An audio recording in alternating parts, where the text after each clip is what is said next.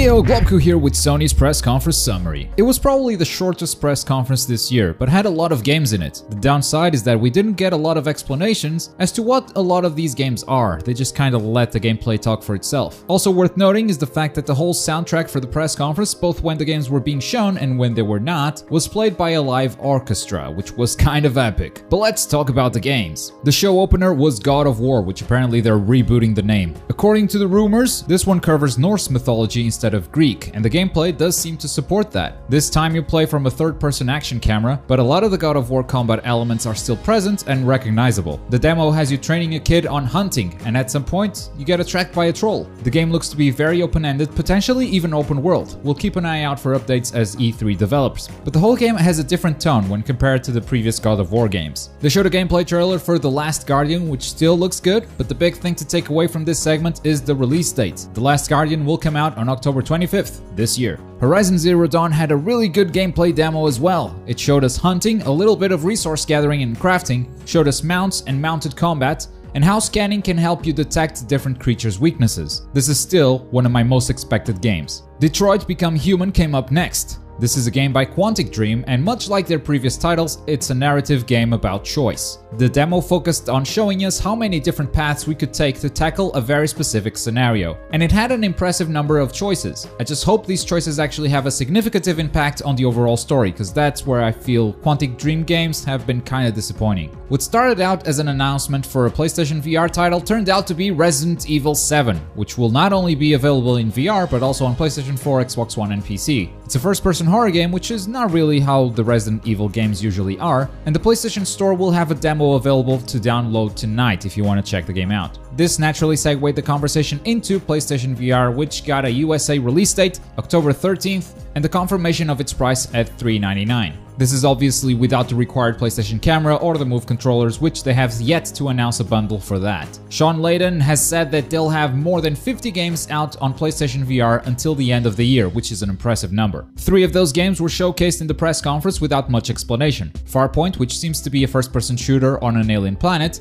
Star Wars Battlefront X-Wing VR Mission, which looks like an X-Wing dogfight game in VR, and Batman Arkham VR by Rocksteady, and this one we know absolutely nothing about, except that it's coming out in October this year and it's a PlayStation VR exclusive. Final Fantasy XV took the stage next with a funny, silly trailer of random gameplay moments, followed by the announcement of Final Fantasy XV VR Experience, which seems to be a first-person shooter where you play as one of the Final Fantasy XV characters. Call of Duty Infinite Warfare showed us a good chunk of their single-player campaign in space. It plays around with the notion of gravity in a couple of interesting ways, and everything just looks amazing with a high production level that we've gotten used to with the Call of Duty games, and honestly just take for granted nowadays. They also showed Modern Warfare Remastered, thank you for reminding me why everyone was so pissed off at Infinite Warfare, jerks, which is still only available for those who purchase Infinite Warfare, but the Modern Warfare campaign will be available on PS4 30 days early. Big announcement came up next. The deal that we thought was never going to happen actually came true. Crash Bandicoot is coming to PS4, not with a new game, but 3 games remastered. The original Crash Bandicoot, Crash 2, and Crash Warped. They didn't show any of it, just made the announcement and transitioned over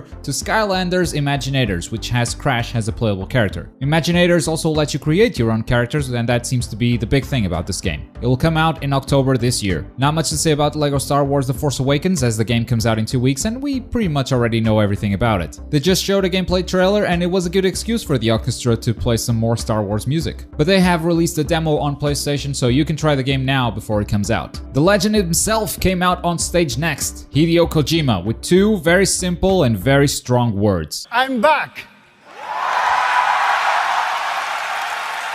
He showed the first game on Kojima Productions, or rather a CG trailer of it, which, as expected, is all sorts of weird and we don't really know what to make of it, except that it's got Norman Reedus. Can't wait to see more updates. Another big announcement followed, as the rumors would have it Insomniac Games is developing a Spider-Man game. Don't know if it has a title yet or if it's just called Spider-Man, but the footage looked really good. And the show closer was a game called Days Gone. Days Gone was actually the second game to show up on this press conference with a cinematic trailer that left us with a lot of questions.